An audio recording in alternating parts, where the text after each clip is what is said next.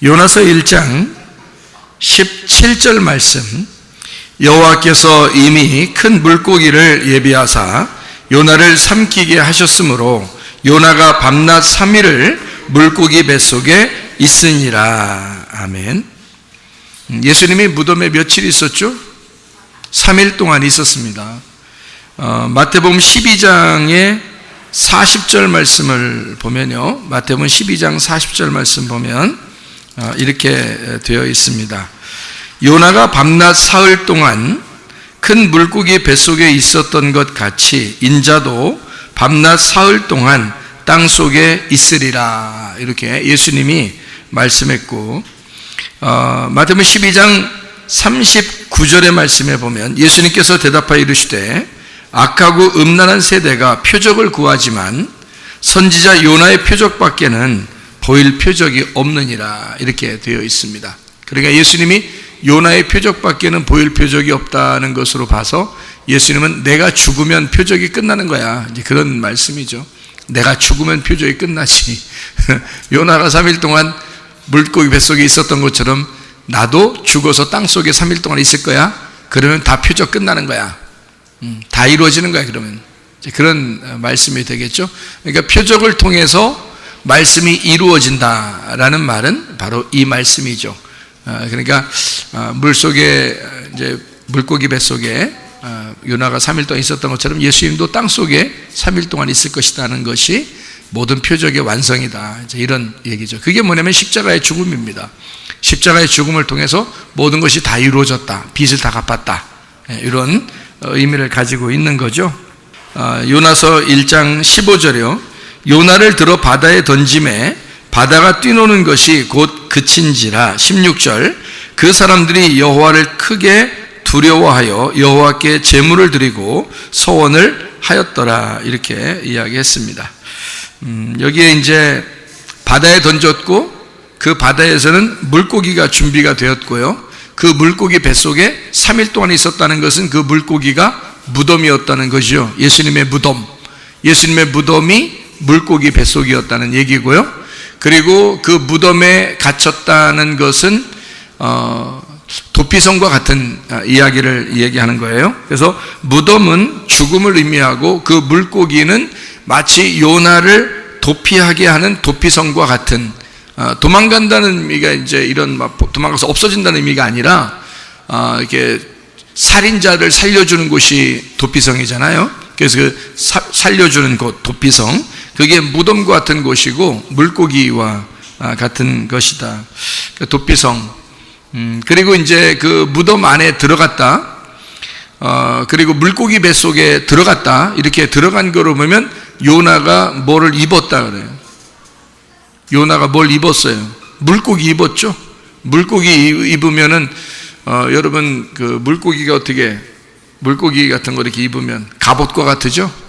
전신갑주라 그럽니다. 그러니까 물고기 뱃속에 들어가 전신갑주를 입고 있었다, 이런 이야기를 할 수가 있죠. 그래서 자기는 죽기 위해서 들어갔는데 알고 보니까 그게 이기는 것이었다, 이런 말이에요. 그러니까 그 죽음 있는 그 무덤은 바로 승리의 장소가 되는 거죠. 무슨 말인지 아시겠죠? 그래서 그 물고기 뱃속에, 준비된 물고기 뱃속에 들어갔다라는 것을 우리가 이해할 수가 있습니다.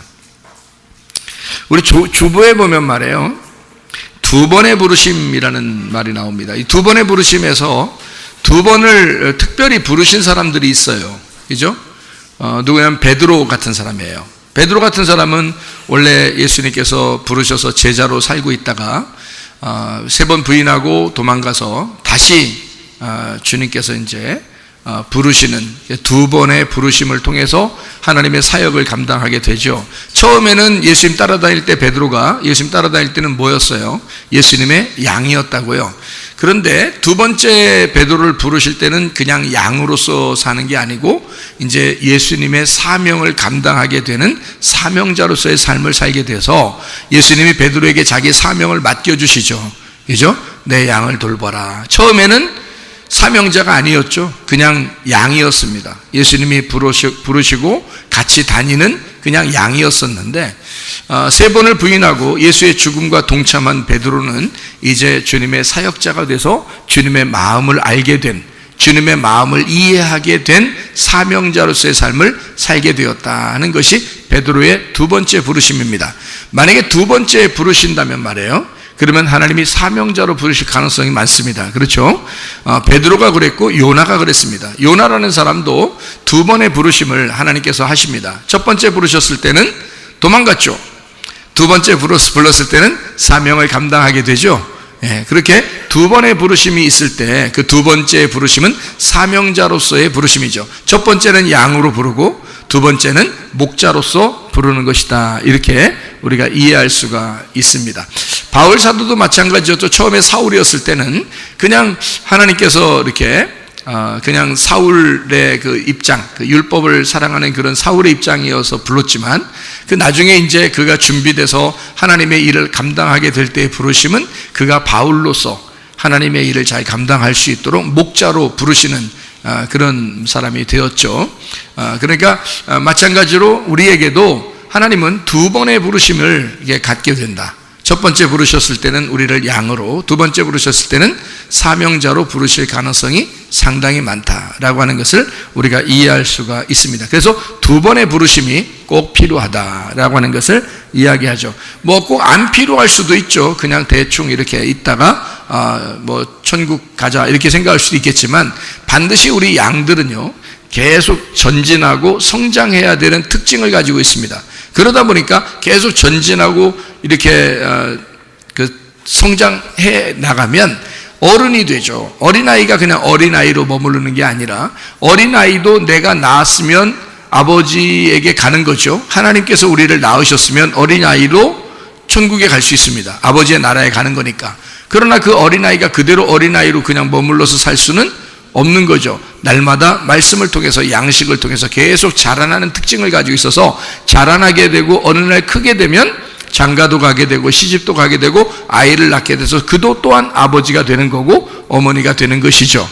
이제 그렇게 성장을 해야 된다. 살아있다면 성장을 해야 된다라는 것을 우리가 볼 수 있어서 이런 두 번의 부르심은 자연스러운 것이고 하나님이 하시는 일이기 때문에 우리가 불러주세요 한다고 부르고 부르지 마세요 한다고 안 부르고 그런 게 아니라 하나님이 알아서 부르시는 것이다 말이에요.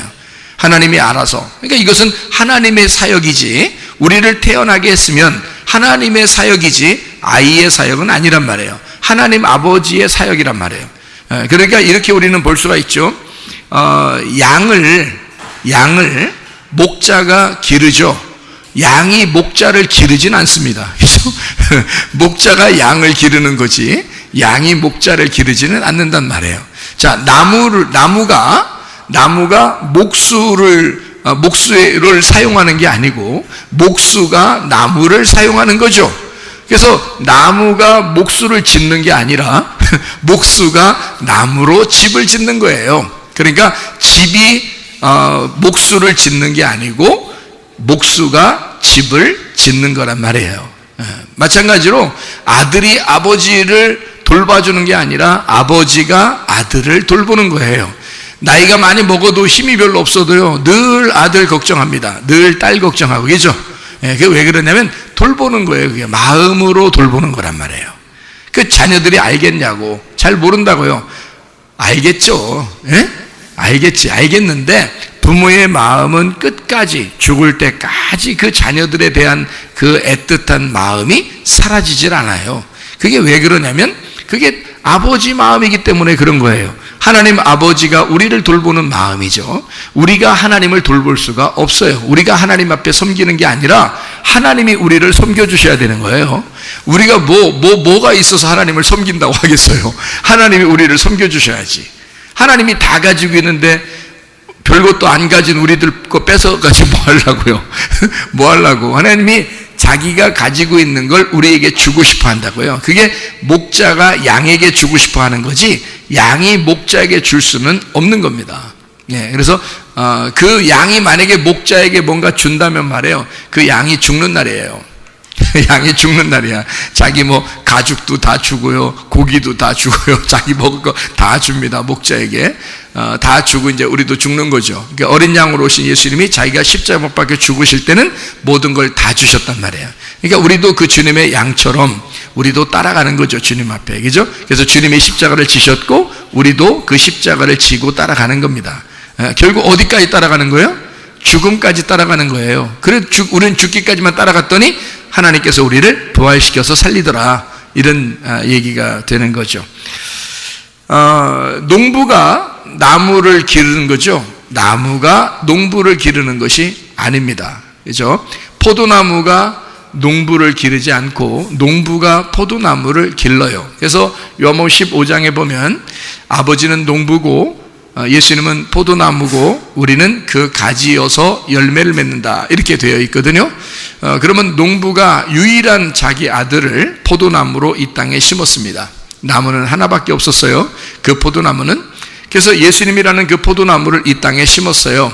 심었더니 거기서 가지가 나오고 그 다음에 열매를 맺혔어요. 자, 농부는 이 열매를 볼 때 이 자기의 아들 나무하고 틀리게 볼까요? 똑같이 볼까요?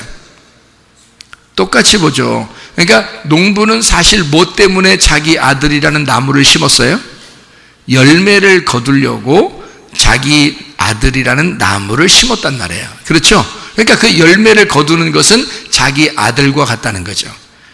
무슨 말인지 아시겠어요? 그래서 아버지라는 농부가 나무라는 자기 아들을 이 땅에 심고 그것을 길러서 결국에는 우리라는 열매를 맺었단 말이에요. 그러니까 우리라는 열매와 자기 아들이라는 나무와 농부는 같은 거란 말이에요. 무슨 말인지 알죠? 서로 다른 게 아니에요. 그래서 나 없이는 하나님이 존재할 필요가 있어요, 없어요? 없어요. 자신 있습니까? 자신 있어야 돼. 나 없이 하나님이 존재한다? 있을 수 없는 얘기입니다. 내가 없는데 하나님이 뭐 하려고요? 내가 없는데 인간이 하나도 없어. 그러면 하나님 혼자 뭐 하시려고? 사람이 있는 것은 하나님이 삶의 존재 이유가 되는 거예요. 내가 살아있음은 하나님의 존재 이유가 된다고요. 여러분, 아들과 딸을 낳아서 아들과 딸을 길러보면 어떤 마음이 들어요? 얘들을 보니까 내가 살맛 난다. 니네를 보면 꼭 나를 보는 것 같아.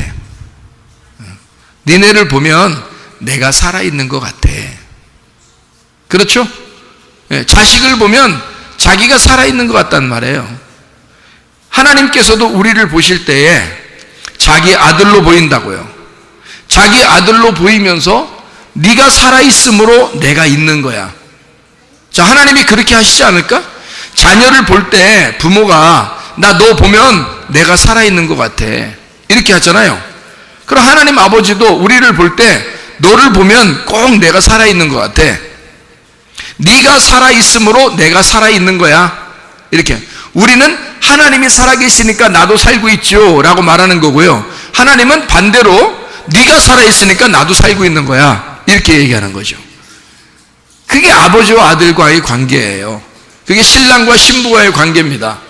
아담이 하와를 이렇게 나오게 하고 하와가 나와서 이렇게 돌아다니니까 아담이 뭐라고 그랬어요? 너는 내 뼈 중에 뼈요 살 중에 살이로다 그랬습니다. 너의 뼈가 나의 복음이다, 그런 말이거든요. 그게 살이라는 게 바살인데 이게 육체인데, 이게 흙덩어리 육체인데요, 그게 복음이 되거든요. 그러니까 너는 나의 뼈고 내 중심이고 너는 나의 복음이 된다는 거죠. 그렇게 말씀했는데 이 아담이 하와를 보면서 그런 고백, 사랑의 고백이라는 건 뭐 그런 사랑의 고백이 어디 있어요? 여자분들 남편들한테 그 정도는 얘기 들으셨어야 되는 거예요, 이미. 에? 당신은 나의 생명이며 당신은 나의 숨소리고 당신은 나의 뼈 중에 뼈요 당신은 나의 복음입니다. 이런 얘기 들어야지, 여자들이요. 뭐라는 거예요, 여자가? 아담 입장에서는 뭐라는 거예요? 자기라는 거예요. 너 때문에 내가 살고 있어, 이 말이에요. 야, 너 때문에, 너가 나의 삶의 이유야, 그런 말이잖아요. 하와는 분명히 아담의 속에서 나왔어요. 우리가 다 어디서 나온 거예요? 하나님의 자궁에서 나온 사람들이에요. 하나님이 우리를 만드셨다고. 그래서 하나님은 우리를 만들어내고 우리 보고 뭐라고 그랬냐면, 너는 나의 숨이며 너는 나의 생명이고 너는 나의 뼈 중에 뼈요 네가 나의 복음이다, 이렇게 말한단 말이죠. 자신 있어요? 그럼 하와는 이제 뭐라고 할까? 아담에게, 하와는 아담에게 당신은 나의 주인이시며 당신은 나의 아버지시고 당신은 나의 신랑이십니다, 이렇게 얘기하지 않겠냐 이거야. 그죠? 나는 당신에게서 나온 사람입니다, 당신은 나의 주인이에요 라고. 남편들은 다 그 소리 한 번씩 들어야 돼요. 여자분들한테 그 소리 못 들으면 남편도 아니야. 오죽 못 났으면 그 얘기도 못 들어요? 생각해 보시라고. 그 소리 정도는 한 번씩 들으셔야 돼. 당신은 나의 주인이시며 나는 당신에게 복종하며 살겠습니다.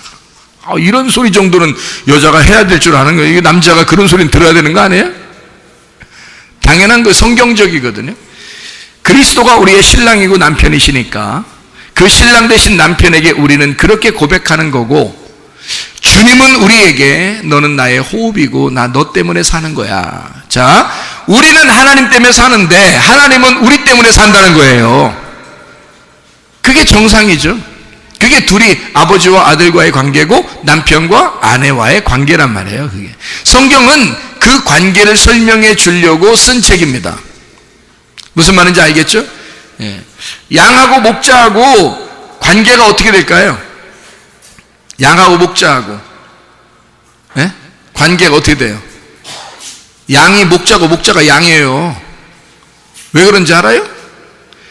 양 없어봐요. 목자를 목자라고 그러나. 양이 한 마리도 없어. 근데 자기 돌아다니면서 그래, 난 목자야, 나는 목자. 양은 한 마리도 없어요. 양은 한 마리도 없는데 혼자 돌아다니면서 그래요. 나는 목자야, 나는 목자. 하면 사람들이 어디다 집어넣으려고 그래? 요양원에 왜냐면 양이 하나도 없는데 자기 혼자 목자로 돌아다니니까. 그러니까 이제 요양원에다 집어넣으려고 그러죠. 자, 목수가, 나무가, 이 세상에 나무가 하나도 없으면, 자기는 목수라 그래. 난 목수요. 난 목수. 그런데 나무가 하나도 없어, 이 세상에. 그럼 목수가 왜 있어? 무슨 말인지 아시겠죠? 나무가 있으니까 목수가 필요한 거예요. 나무가 있으니까 목수가 필요한 거예요. 그러니까 나무 없이는 목수도 아니요. 뭔 말인가 아시겠죠? 예. 아니, 농부가 포도나무 자기 아들을 심었어. 열매가 나왔어. 아니, 포도나무가 없고 열매도 없어. 아니, 포도나무를 엄청 심하게 심었거든요. 포도나무를 잘 심었어. 막 물도 주고 막 다 했어. 열매가 안 나와. 그럼 그 농부가 뭐 하는겨? 농부가 쓸데없는 짓 한겨. 그렇잖아요? 생각해 보시라고. 그러니까 포도나무는 곧 농부요. 그리고 포도나무는 곧 열매요. 그 열매는 곧 농부라고요. 농부는 그 열매를 소중하게 지 자식처럼 생각한다고. 그래서 포도 한 단씩 따면서 뭐라 그래? 아유, 오늘 팔려나가는구나, 이 자식들아. 아이고, 이 자식은, 아이고, 이 자식들, 아이고, 나 자식들, 이러면서 포도 속이 싸잖아요. 거기다가 종이 한 장씩 이렇게 싸가지고, 아이고, 내 자식 이거, 아이고, 나 이거 자식 이거 오늘 팔려나가네. 아이고, 이 자식 이거. 그래서 자기 자식인 줄 알지. 농부가 그러잖아요. 포도나무가 여러 개 있으니까 다행이지. 그거 나무 하나만 있어봐. 그거 팔고 싶겠어? 안 팔아요. 지들이 먹지. 뭔 말인지 알겠어요? 예. 그러니까 농부는 열매고 열매는 농부야. 열매 없는 뭐 농부가 뭔 필요 있어? 생각을 해보세요. 뭐 자기는 농사도 하나도 안 지면서 나 농부야 그럼 어디로 보낸다고? 예, 요양원에 보낸다고. 그러니까 하나님이 자기가 자꾸 하나님이라고 그래. 우리도 없는데. 그러면 하나님 요양원 보내셔야 돼요. 그러니까 하나님도 누가 필요한 거예요? 내가 필요한 거야. 내가 절대적으로 필요한 거야. 나 없이 하나님 할 수 있어요? 이렇게 하면 하나님이 아니 너 없이는 하나님 못해. 이렇게 나오셔야 되는 거야. 그 사실을 잘 안 자가 누구예요? 요나란 말이에요. 요나가 잘 알았단 말이에요. 요나가 야 이런 거였구나. 그래서 내가 하나님 앞에 당당할 수 있는 거지. 하나님 마음대로 하세요. 나 없이 하나님 할 수 있어요? 아 이렇게 이야기하면 싸가지 없는 거지. 근데 요나도 싸가지가 없었어. 근데 싸가지 없는 요나가 더 믿음이 좋은 거라는 거지. 그거 보통 맨정신으로 못합니다. 그죠? 맨정신으로 이렇게 요나처럼 못해요. 우리 같으면 잘 못해. 교회 다니는 사람들 대부분 성도들은 그렇게 못하게 돼 있어요. 맨정신으로 되겠어 그렇게? 요나처럼? 안 되지. 근데 요나는 했어요. 왜? 믿음이 좋아. 아버지에 대한 믿음이 좋아. 하나님 나 없이 뭐 해봐. 나 없이 나 딴 데 갈게요. 딴 데 가니까 하나님이 아쉬운 게 누구요?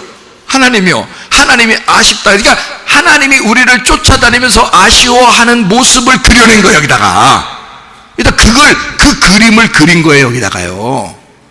하나님이 뭐 화낸 거 봤어요? 요나에서 화는 다 요나가 내요. 화는 다 요나가 내. 승질은 요나가 다 부립니다. 근데 하나님은 승질을 안 내. 이상하지 않아요? 이상하죠? 치과 가셔. 이상하잖아 이게 진짜. 그죠? 그러니까 요나는 승질내고 하나님은 승질을 안 내셔. 끝까지 쫓아다니면서 어떻게든지 잘해주려고 그래. 그렇죠? 그러니까 이 요나가 굉장히 믿음이 좋은 사람이란 말이에요. 그러니까 우리도 그러니까 이런 걸 이게 그림을 그려놨으니까 여기다가 이런 그림을 그려놨으니까 우리도 이 그림을 보면서 한 폭의 그 화폭 이걸 한 폭의 이걸 그 그림을 보면서 말해요. 우리도 이렇게 살아야 되겠구나. 이런 생각을 하게 되는 거죠. 하나님 앞에 하나님 나 없이 주님 살 수 없잖아요. 주님이 나를 충분히 섬겨 주십시오. 그렇게 말할 수 있는 거예요. 왜냐하면 요나가 그랬으니까. 우리도 그런 믿음을 가져야 하니까. 하나님은 나 없이 하나님 안 하실 거니까. 무슨 말인지 알겠어요? 그럼 또 무슨 생각이 들어오는지 알아요? 나 없이 하나님 할 수 없죠? 그러면 그렇게 말하면 하나님이 그래요 그럼 너 내비둬. 나 저쪽에 하나님 할게요. 이 사람 하나님 할게요. 그럼 완전히 우리 나가리 되는 거죠. 그럴까봐 겁나죠. 그럴까봐 겁나지. 그런 겁이 조금씩 나죠. 괜히 그 말 했다가 목사님 따라서 괜히 그 말 한번 던졌다가 하나님한테 완전히 물려버리면 하나님이 딱 물어버리면 말이에요. 그래 너 맘대로 해. 난 저 사람 하나님 할 거야 그럼. 이러면 우리는 완전히 나가리가 되거든요. 그럴까봐 겁나서 못하겠죠. 예? 그럴까봐 겁나 못하겠지. 참 한심하죠. 그럴까봐 못하는 사람이 너무 많아. 왜? 하나님하고의 관계가 그만큼 어려워. 하나님하고의 관계가 그만큼 어렵기 때문에 혹시 내가 잘못 얘기했다가 하나님이 나 제껴버리고 딴 사람 하나님 하면 어떡할까? 겁이 나는 거야. 그러니까 여러분은 무슨 생각을 하게 된 거야? 나의 유일한 하나님이라고 생각을 못하는 거예요. 하나님은 모든 사람을 사랑하시고 하나님은 모든 사람의 하나님이시라고 생각을 하는 거지. 맞아요? 틀려요? 맞죠? 저는요 그렇게 생각 안 합니다. 저는 왜냐하면 이렇게 생각을 해요. 하나님 나 없이 하나님 아무것도 못할 거예요. 하나님은 나의 유일한 하나님이십니다. 하나님은 나만의 하나님이십니다. 다른 사람의 하나님이시기도 하겠지만 그 사람들의 하나님은 그 사람들 각자고 나의 하나님은 나의 하나님만 되십니다. 나의 하나님은 내 속에 있는 성령님은요 다른 사람 속에 있는 성령님하고 똑같지만 내 속에 있는 성령님은 나와 유일한 하나님이시란 말이에요. 내 속의 성령님은.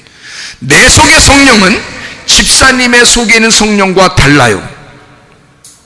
근데 같아요. 같은 하나님인데 달라요. 나에게 행동하시는 그 하나님과 집사님에게 행동하시는 그 속의 하나님은 다르게 해주십니다. 집사님의 태어나는 것과 생활 배경과 땅의 모든 운명과 그 집안의 모든 내력은 그 속에 있는 하나님이 아셔요. 그래서 그 하나님은 집사님에게 가장 안성맞춤 그 하나님. 그래서 라면 끓여 드셔. 거기서 같이 안성맞춤이니까. 근데 내 하나님은 내 속에서 우리 조상적부터 내려오던 모든 내력을 이 하나님이 다 아시고, 내 모든 운명을 다 아시고, 내 생각도 아시고, 내가 어떻게 자라났으며 내가 어떻게 살았는지를 내 속의 성령님은 너무 잘 아셔, 나한테. 그래서 이 하나님은 오직 나만 생각해. 근데 그 하나님이 요 집사님의 하나님과 같은 하나님이야. 근데 달라. 해주시는 게 달라. 나에게 해주시는 것과 집사님에게 해주시는 게 달라. 그 속에 있는 하나님과 내 속에 있는 하나님이 활동을 다르게 하시니까. 그러니까 내 하나님은 오직 나만 생각하시니까, 그러니까 나는 그 하나님에게 당당하게 얘기할 수 있는 거예요. 하나님, 나 없이 해보셔. 못해. 이 하나님은 나만 좋아해야 되거든. 내 하나님은 나만 좋아해야 돼. 그렇게 하나님은 운명 지어져서 내 속에 들어오신 거예요. 그러니까 나를 떠날 수가 없어. 나도 그 주님을 떠날 수가 없어요. 그렇게 살게끔 돼 있어요. 그러니까 여러분, 요나는 지금 당당해. 얼마나 당당해? 내가 맘대로 해도 저 하나님은 나의 하나님이야. 그렇죠? 요나가 그랬잖아요. 그러니까 지 마음대로 해. 지 마음대로. 여러분 한번 마음대로 해보셔요. 하나님 가만두나 여러분. 하나님이 여러분을 가만히 안 두면 하나님이 여러분을 사랑하시는 거야. 마음대로 하는데 하나님이 가만히 둬. 그거 좀 이상한 거야. 좀 긴장하셔야 돼 그러면. 근데 요나는 마음대로 행동해. 그래서 무슨 생각을 속에 한 거야? 하나님이 나를 데려다가 일할 거요. 어차피. 그리고 니느웨 백성들, 저것들 내가 얘기하든 안 하든 하나님이 저거 살릴겨. 다 알고 있어요. 왜? 하나님의 마음이 어떤지, 아버지 마음이 어떤지 다 알고 있어 하는 거예요. 다 알고 하는 행동들이에요, 이게. 요나가. 이렇게 성경을 보니까 이게 요나라는 사람이 이게 말 안 듣고 승질만 부리고 이게 아주 그냥 못된 사람으로 우리가 여겼지만, 알고 보니까 신앙심이 굉장했던 사람이란 말이에요. 믿음이 굉장했던 사람이야. 우리들 보통 사람들보다 믿음이 굉장한 사람이야, 이 사람이. 요나가 이게 요나가 내가 돼야 되겠구나. 이게 요나가 돼야 되겠구나. 그런 마음들을 가지시라고 성경에 써놓은 거예요. 하나님은 여러분이 조금 어떻게 행동을 해도 사실 다 용서하십니다. 그거 가지고 막 꼬투리 잡아서 막 패 죽여버리려고 하고 이러지 않아요. 그런 하나님 아니십니다. 아버지 엄마도 그러는데 세상에 하나님이 그러시겠어요? 아버지 엄마도 잘해주려고 하는데 하나님이 우리한테 더 잘해주려고 하지 않겠느냐, 그 말입니다. 자, 양이 없으면 목자는 목자가 아니에요. 포도나무가 없으면 농부는 농부가 아니야. 그래서 포도나무가 농부인 거예요. 양이 목자인 거예요. 목자는 양을 자기처럼 생각하지 않아 본 적이 없었던 거예요. 그래서 양들을 볼 때, 하나님은 우리를 볼 때 나는 너의 선한 목자다 이러는 거예요. 예. 왜냐하면 너희들하고 나하고 떨어져서는 내가 목자일 이유가 없는 거잖아요. 그러니까 양들이 있으니까 목자인 거잖아. 그래서 선한 목자라고 얘기하는 것은, 또 포도나무라고 얘기하는 것은 열매가 있으니까 포도나무가 된 거지. 예수님이 자기가 포도나무가 된 것은 우리가 열매가 됐으니까 자기가 포도나무가 된 거지. 우리 없는 포도나무가 뭔 필요 있어요? 열매도 하나도 못 맺고 매년마다 열매도 못 맺는 포도나무 그거 찍어버려야 되는 거지. 그 찍어버려서 없애버리는 나무는 누구만 찍어야 돼? 예수님만 찍어버려야 되는 거야. 왜? 예수님이 나무라는데. 그렇잖아요. 나라는 열매 못 맺으면 예수님 찍어버린단 말이에요. 농부가. 이해가 돼요? 그러니 나라는 열매가 얼마나 필요하겠어. 그러니까 누가 아쉬워? 나무가 아쉬운 거예요. 야, 제발 열매 좀 맺자. 열매 좀 맺자. 나무가 엄청 아쉬워하는 거예요. 우리는 야, 내가 열매 맺을까 말까? 이러는 거고, 그죠? 야, 내가 나무한테 그러는 거예요. 열매가 맺을까 말까? 이번에. 이러는 거. 그러면 나무가 맺어줘야 돼. 열매 좀 맺어줘야 돼. 누가 사정해야 돼? 나무가 사정해야 돼. 무슨 말인지 알죠? 농부가 나무를 어떻게든지 만져서 가지 하나하나를 이렇게 만져서 물도 주고 막 가꾸고 이래가지고 제발 열매 좀 맺어라. 열매 좀 제발 맺어라. 누가 사정해야 돼? 농부가. 열매는 가만히 있는 게 그냥 열매 되면은 되는 게 그냥 아무 자기 노력할 필요가 없어요. 그냥 가만히 있으면 뭐 먹을 것도 주고 영양분을 이렇게 알아서 줘요. 농부가 알아서 막 물 줘가지고 막 영양분이 나무에게서 이렇게 오는 거지. 영양분도 알아서 오는 거죠.